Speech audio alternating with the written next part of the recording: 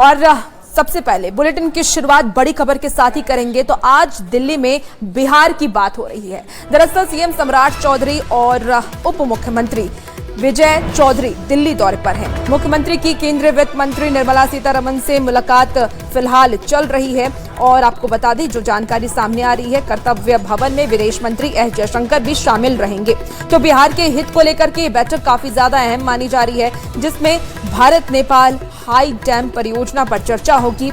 और इसके साथ ही दुबई में फंसे पूर्णिया किशनगंज के कई लोगों की घर वापसी और मदद पर भी चर्चा हो सकती है। बैठक में बिहार में पर्यटन के साथ दूसरे क्षेत्र को बढ़ावा देने को लेकर के भी इस बैठक में चर्चा होने वाली है। और केंद्र से सहयोग के साथ ही फंड पर भी चर्चा हो सकती है। तो ये बैठक काफी ज्यादा अहम मानी जा रही है। इस बैठक में बिहार के प्रगति को लेकर के बातचीत होगी और इसके साथ ही पर्यटन को कैसे आगे बढ़ाना है, इसको लेकर के बातचीत होगी। भारत नेपाल हाई डैम परियोजना पर भी चर्चा इस बैठक में होगी। और ज्यादा जानकारी के साथ न्यूज 18 संवाददाता अमितेश हमारे साथ फोन लाइन पर इस वक्त जुड़ चुके हैं। अमितेश, विजय चौधरी और सम्राट चौधरी की मुलाकात इस वक्त वित्त मंत्री निर्मला सीतारमण से हो रही है। फिलहाल क्या अपडेट है, किन किन मुद्दों पर चर्चा हो रही है? देखिए, वित्त मंत्री निर्मला सीतारमण से मुलाकात हो रही है। बिहार के सीएम सम्राट चौधरी, साथ में डिप्टी सीएम विजय चौधरी भी मौजूद हैं। इसके अलावा बिहार के मुख्य सचिव प्रत्यय अमृत हैं और भी बहुत सारे अधिकारी हैं। क्योंकि सबसे बड़ी जो मुख्य चर्चा होनी है, भारत और नेपाल के बीच में इस मुद्दे पर चर्चा होनी है कि हाई डैम बनाना है नेपाल के तराई के बेल्ट में। यानी नेपाल में जब हाई डैम बनेगा, उसके बाद फिर बिहार को फायदा होगा। बिहार में बाढ़ का जो प्रकोप होता है, बाढ़ की जो त्रासदी होती है, उससे निजात मिलेगी। उसको लेकर के कितना सरकार आगे बढ़ेगी, कैसे आगे बढ़ेगी, इसको लेकर के एक रोड मैप पर चर्चा हो रही है। और निश्चित रूप से बिहार सरकार की तरफ से मुख्यमंत्री सम्राट चौधरी की अगुवाई में जो एक डेलीगेशन आया है, वो मुलाकात कर रहा है, अपनी सारी बातों को सामने रख रहा है। दूसरा, विष्णुपद मंदिर है या फिर बोधगया का जो कॉरिडोर है बनाने की बात है, राजगीर में कॉरिडोर बनाने की बात है, उसको लेकर भी चर्चा होगी कि बिहार में पर्यटन के क्षेत्र में किस तरह से केंद्र का सहयोग मिले और किस तरह से कई जगहों पर कॉरिडोर बनाया जाए और उससे पर्यटक आए, बिहार को इससे काफी फायदा हो, उसकी भी चर्चा हो रही है। तो निश्चित रूप से अमितेश, जैसा कि आप बता भी रहे थे कि इस डैम को लेकर के खास तौर पर इस बैठक में बातचीत होगी, तो हाई डैम परियोजना से बिहार के बाढ़ प्रभावित इलाकों को कितना राहत मिलने की उम्मीद है? इसका कोई रोड मैप क्या तैयार होगा? यहाँ बिल्कुल सबसे मुख्य अगर फोकस है तो इसी मुद्दे पर है। इस मुद्दे को बहुत लंबे वक्त से, जब एनडीए की सरकार है तब से उठाया जा रहा है। और बिहार में जल संसाधन मंत्री जब संजय यादव, जो कि जदयू के राष्ट्रीय कार्यकारी अध्यक्ष हैं अभी, उनकी तरफ से जल संसाधन मंत्री रहते हुए दिल्ली में कई बार इस मुद्दे को उठाया गया और बार बार कहा गया कि इसमें विदेश मंत्रालय को भी इन्वॉल्व होना पड़ेगा। इसलिए आज की बैठक में एस जयशंकर विदेश मंत्री भी शामिल होंगे, उनसे भी बात होगी मुख्यमंत्री सम्राट चौधरी की। तो निश्चित रूप से एक महत्वपूर्ण मुलाकात है और दो देशों के बीच का मैटर है, केवल बिहार का मैटर नहीं है। बिहार और नेपाल की बात नहीं है, भारत और नेपाल की बात है। इस लिहाज से विदेश मंत्रालय को भी इन्वॉल्व किया जाएगा और हाई डैम जब नेपाल में बनेगा तभी जाकर बिहार में बाढ़ का प्रकोप कम हो पाएगा। उसको लेकर के सरकार काफी तैयारी कर रही है, एक रोड मैप बना रही है और बिहार सरकार के प्रयास को केंद्र की मुहर लगेगी, ऐसी उम्मीद की जा रही है। ठीक है अमितेश, आप नजर बना के रखिए इस बैठक पर और इस बैठक में क्या क्या निर्णय लिया जाता है, किन किन मुद्दों पर और विस्तार से चर्चा की जाती है और बिहार में इस बैठक का कितना असर होता है, ये देखने वाली बात होगी। बहुत शुक्रिया जानकारी के लिए अमितेश।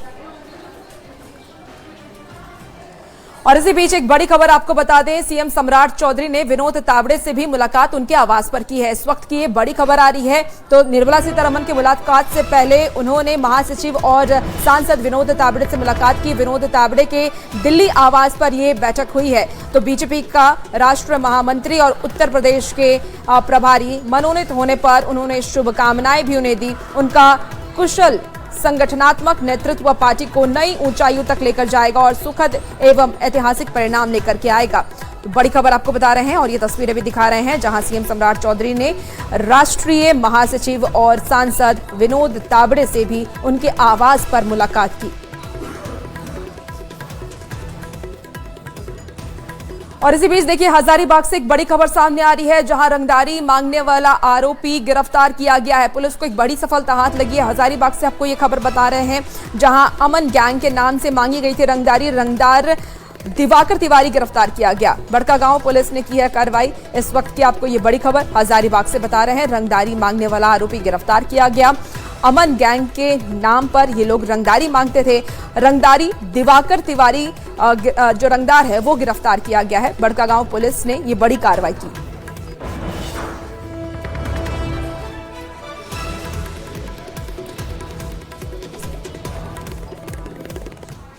और इसी बीच देखिए मोतिहारी से एक बहुत बड़ी खबर आ रही है। जाली नोट के धंधे का बड़ा खुलासा हुआ है। पुलिस की तरफ से ये बड़ा खुलासा किया गया। तो बाइक पर 2 शख्स को पकड़ा गया है। बैग से 500 के 176 जाली नोट मिले हैं। कुल नकली नोट की कीमत 88,000 रुपए है। आपको बता दें कि पुलिस ने दोनों तस्कर को फिलहाल गिरफ्तार कर लिया है। लखौरा थाना इलाके में ये बड़ी कार्रवाई की गई है। मोतिहारी से आपको ये खबर बता रहे हैं और ये कोई पहली खबर नहीं है, इसके पहले भी मोतिहारी में छापेमारी हुई है। जाली नोट के धंधे का पुलिस ने बड़ा खुलासा किया है। 2 शख्स को पकड़ा है। और ज्यादा जानकारी के साथ न्यूज 18 संवाददाता अवनीश हमारे साथ फोन लाइन पर जुड़ चुके हैं। अवनीश, इसके पहले भी जाली नोट को लेकर के पुलिस की तरफ से दबिश दी गई थी, दूसरी बार जाली नोट का खुलासा हुआ है, क्या अपडेट है? क्या इसके मास्टरमाइंड तक पुलिस पहुंच पाई है? हाँ बिल्कुल, पुलिस अब उसके मास्टरमाइंड की तलाश में जुट गई है और कोशिश में है मास्टरमाइंड पकड़ा जाए। और 2 तस्कर शेख नूर आलम और मोहम्मद इफ्तिकार, ये दोनों को लगभग 88,000 जाली नोटों के साथ पकड़ा गया है। 500 रुपए के 176 नोट जो है वो इनके पास पकड़े गए थे। और लखौरा थाना इलाके में एसएसबी की टीम ने लखौरा थाने की मदद से दोनों को गिरफ्तार किया है। इससे पहले भी भारत नेपाल सीमा से इलाके में बड़े पैमाने पर जाली शेख करेंसी के तस्करी का मामला सामने आ रहा था। लगातार शेख करेंसी मिल रहे थे और इस बार भी नेपाल से महुआ बॉर्डर के माध्यम से ये लोग लखौरा में रुके थे। किसी को डिलीवर करना था ये जाली नोट को, लेकिन उससे पहले ही पुलिस ने इन दोनों को गिरफ्तार कर लिया है और पुलिस अब बैकवर्ड और फॉरवर्ड लिंकेज की तलाश में जुट गई है। अवनीश, 2 शख्स की गिरफ्तारी हुई है। पूछताछ में क्या और लोगों का पता चल पाया है कि इसमें और कितने लोग संलिप्त हैं? हाँ बिल्कुल, देखिए नेपाल से ये लोग फेक करेंसी ला रहे थे और यहाँ पर इनको देना था उसकी भी तलाश पुलिस कर रही है। पुलिस को इन्होंने बताया भी है कि किनको डिलीवर करना था। तो वैसी स्थिति में बैकवर्ड और फॉरवर्ड लिंकेज की जांच में जुट गई है और मुख्य जो तस्कर है, मुख्य जो सरगना है, उसकी तलाश में पुलिस कर रही है। ये ठीक है, आप नजर बना के रखिए। अवनीश, अपडेट आपसे लेंगे। बहुत शुक्रिया फिलहाल जानकारी के लिए। और इसी बीच देखिए एक बड़ी खबर आपको बताते हैं, जहां ठेकेदार राम नरेश की हत्या को लेकर के पुलिस ने एक बहुत बड़ा खुलासा किया है। तो पुलिस की तरफ से एक बहुत बड़ा खुलासा किया गया, जहां पुलिस ने हत्याकांड में शामिल बाइक चलाने वाले 2 अपराधी को गिरफ्तार किया है। और आपको बता दें कि साथ ही दोनों शूटर की गिरफ्तारी के लिए छापेमारी की जा रही है। पुलिस ने खुलासा यह भी किया है कि इस हत्याकांड को अंजाम देने के लिए अपराधियों को 5 लाख की सुपारी दी गई थी। दोनों की गिरफ्तारी दानापुर से की गई है। आपको ये भी बता दें कि 13 अगस्त की सुबह टहलने के दौरान बाइक से आए अपराधियों ने आगे से घेरकर राम नरेश राय उनके ऊपर ताबड़तोड़ गोली चलाई और जहां उनकी मौके पर ही मौत हो गई, जिससे कि घटनास्थल पर ही देखिए अफरा तफरी का माहौल हो गया। हालांकि गिरफ्तार अपराधियों ने यह खुलासा किया है कि हत्या के लिए मुजफ्फरपुर के कुख्यात छोटू राणा को 5 लाख की सुपारी तय की गई थी और 1 लाख रुपए एडवांस भी मिल गया था। छोटू ने ही सभी अपराधी को हायर किया था। हालांकि ये सुपारी किसने दी थी इसका अब तक खुलासा नहीं हो पाया है और इसके तह तक पहुंचने के लिए पुलिस लगातार छापेमारी कर रही है। तो पूरे मामले में अब तक 3 की गिरफ्तारी हो चुकी है। रूप से पूछताछ की गई तो ये बात सामने आई कि जो दोनों व्यक्ति थे, रमेश और आदित्य, उस दिन की जो घटना हुई थी उसमें बाइक चलाने वाले यही व्यक्ति थे। इन्होंने इस घटना के बारे में स्वीकार किया है। आगे गहन पूछताछ के क्रम में ये बात सामने आई है कि छोटू राणा, जो कि मुजफ्फरपुर का रहने वाला है, पहले से भी कई कांडों में वांछित है और पहले पुराना शूटर रहा है। कई शूटरों को अपने पास रखता है, उसे अलग अलग तरीके के काम करवाता है। उन्हीं के द्वारा इन लोगों को बुलाया गया था।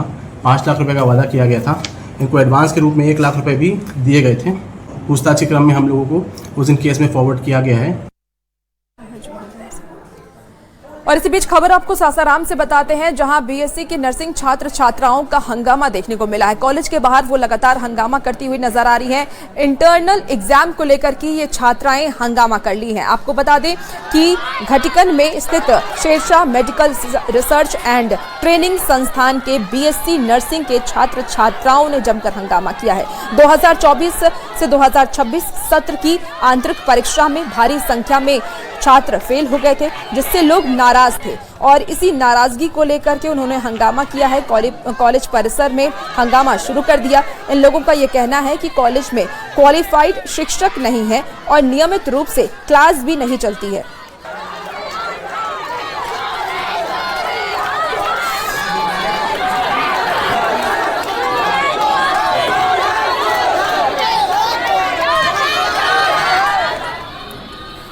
और देखिए बेगूसराय में जहां अवैध नशीले पदार्थ के खिलाफ सरकार की तरफ से अभियान चलाया जा रहा है। आपको बता दें कि ये खबर बेगूसराय से आ रही है, जहां कृष्णा नगर वार्ड संख्या 23 से भारी मात्रा में कोडिन सिरप के साथ शराब और बियर बरामद की गई है। इस कार्रवाई में पुलिस ने 2 तस्कर को भी हालांकि गिरफ्तार कर लिया है। पुलिस ने आरोपियों के पास से 31 पेटी प्रतिबंधित कफ सिरप और 21 लीटर से ज्यादा विदेशी शराब के साथ ही 9 लीटर बियर और एक स्कूटी भी बरामद की है।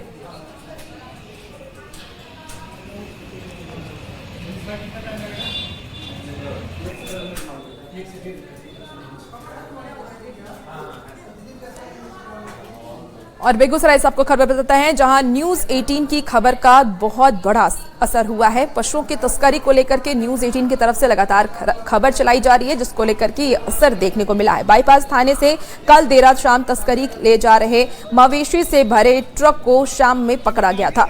वहीं देर रात इस ट्रक को थाने से छोड़ दिया गया और इसका वीडियो न्यूज 18 के हाथ लग गई, जिसकी सूचना पुलिस अधीक्षक को दी गई और इसके बाद उन्होंने थाना प्रभारी को ट्रक को पकड़ने का निर्देश दिया है और ट्रक को सहरसा से बरामद भी कर लिया गया। मौके से एक व्यक्ति को भी गिरफ्तार किया गया। बाईपास थाना क्षेत्र में देर शाम कल जो है एक ट्रक मवेशी को लेकर पकड़ा गया था और उसके बाद उसे देर रात छोड़ दिया गया था, जिसका वीडियो न्यूज 18 के हाथों लगा तो इसकी सूचना वरीय पुलिस अधीक्षक को दी गई, जिसके बाद तत्काल वरीय पुलिस अधीक्षक के द्वारा जो है कार्रवाई करने का निर्देश जो है थाना प्रभारी को दिया। और उसके बाद ये ट्रक जो आप देख सकते हैं, इसमें मवेशी भरे हुए हैं, भैंस जो है काफी संख्या में है। देख लीजिए कि उनको निकाला जा रहा है और वो चल भी नहीं पा रहे हैं। लगभग 2 दर्जन से भी अधिक भैंस जो है इस ट्रक में लोड थे और इसे थाने से छोड़ दिया गया था, जिस मामले में वरीय पुलिस अधीक्षक ने सहायक अवर निरीक्षक नीरज कुमार को निलंबित कर दिया है। वहीं अब जो है सहरसा से ट्रक को ले आया गया है यहाँ, और स्वास्थ्य पशुपालन विभाग की टीम जो है यहाँ पर पहुंची हुई है, वो इनकी जांच करेगी। सर, आप लोग यहाँ पर आए हैं, क्या जांच करेंगे सर? हाँ, पहले तो मैं बता देना चाहूँगा, हमारे जिला पशुपालन पदाधिकारी महोदया को इस घटना की सूचना मिली तो उन्होंने एक टीम गठित किया है, जिसमें अभी हम लोग 5 पशु चिकित्सा पदाधिकारी यहाँ पे स्थल पे आए हुए हैं। और हम लोग अभी यही देखेंगे कि जो है ना, जो भी पशु पकड़ा गया है उसके अभी की वर्तमान स्वास्थ्य स्थिति कैसी है, उस सबका हम लोग जांच करके और फिर हम लोग एक प्रतिवेदन बना के सुपुर्द करेंगे। तो आप देख सकते हैं कि यहाँ पर डॉक्टर की टीम भी पहुंची हुई है, इन लोगों का जांच करेगी। देख लीजिए कि छोटे भी हैं और बड़े भी जो जानवर हैं इसमें लोड थे। वही सवाल खड़े हो रहे हैं कि कल जब इस ट्रक को यहाँ पकड़ा गया था तो आखिर क्यों छोड़ा गया, किसके दबाव में छोड़ा गया? सूत्रों की माने तो इस मामले को लेकर जो है कई सफेद पोस्ट लोग जो हैं उनकी पैरवी पर जो है सूत्र जो बताते हैं कि उनकी पैरवी पर जो है ट्रक को छोड़ा गया था। वहीं अब सभी मामलों की जांच जो है वरीय अधिकारी के द्वारा की जा रही है और अब देखने वाली बात है कि इस मामले में कितना बड़ा खुलासा होता है। आशीष रंजन, न्यूज 18 भागलपुर।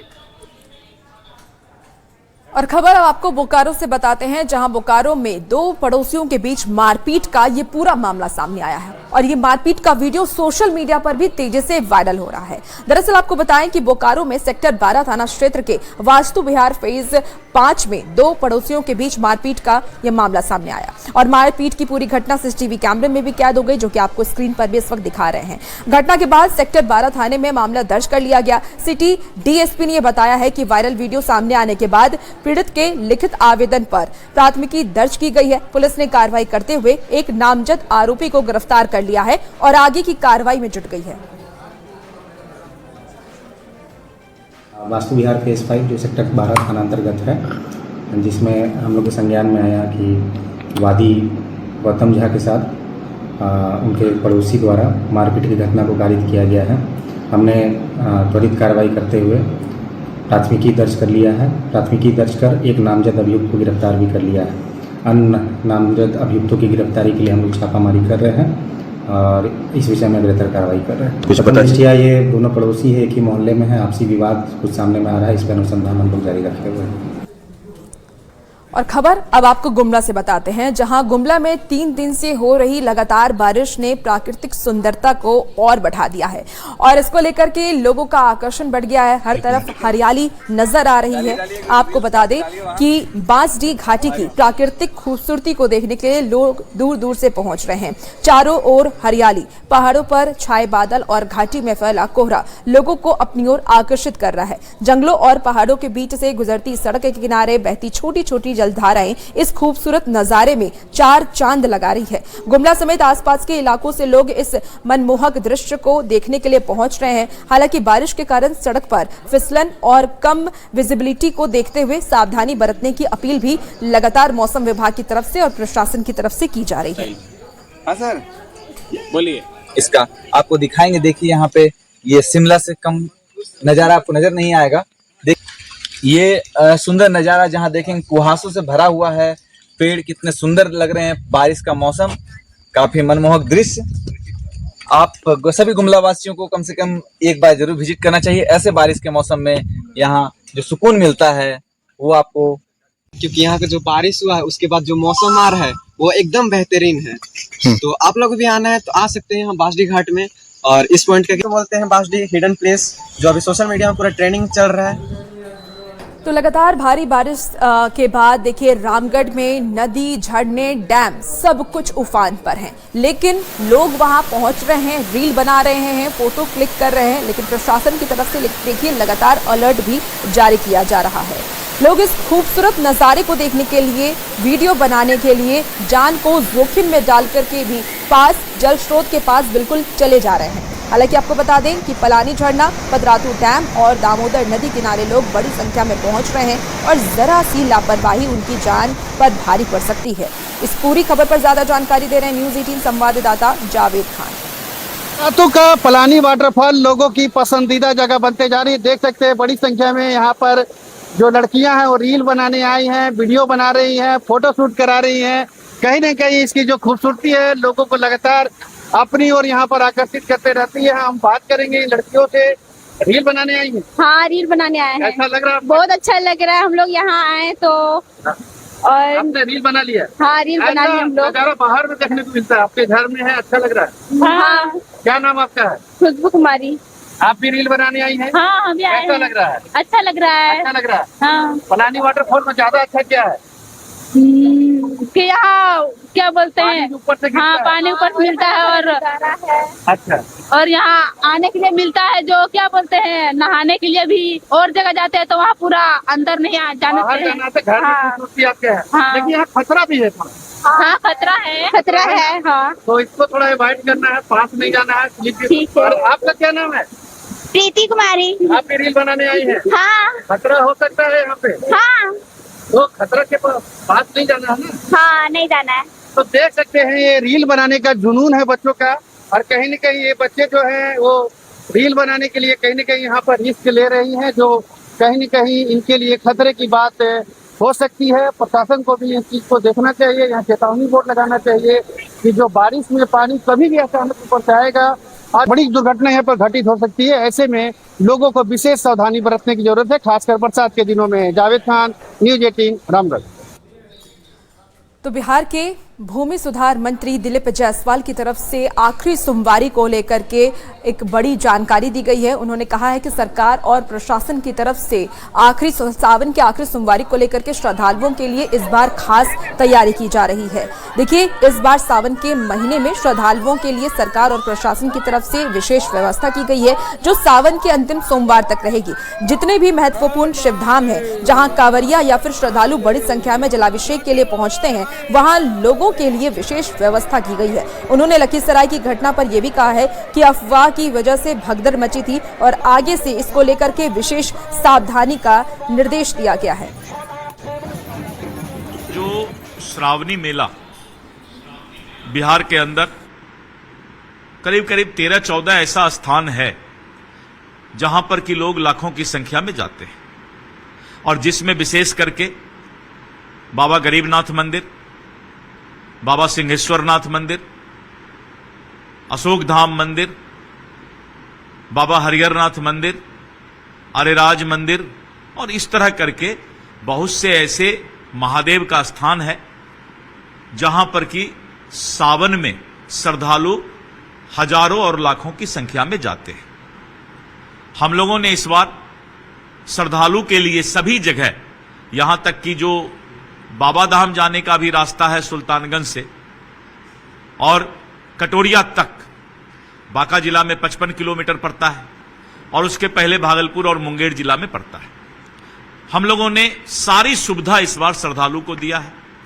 बाबा गरीबनाथ पालेजा घाट से जो लोग जल लेकर जाते हैं, 5 जगह टेंट सिटी बनाया गया है।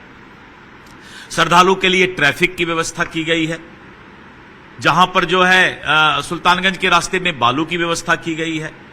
सरकार हर स्तर पर श्रद्धालु के लिए और व्यवस्था श्रावण के मेले में इस बार पहले से बहुत ज्यादा अच्छा तरीका से किया गया है।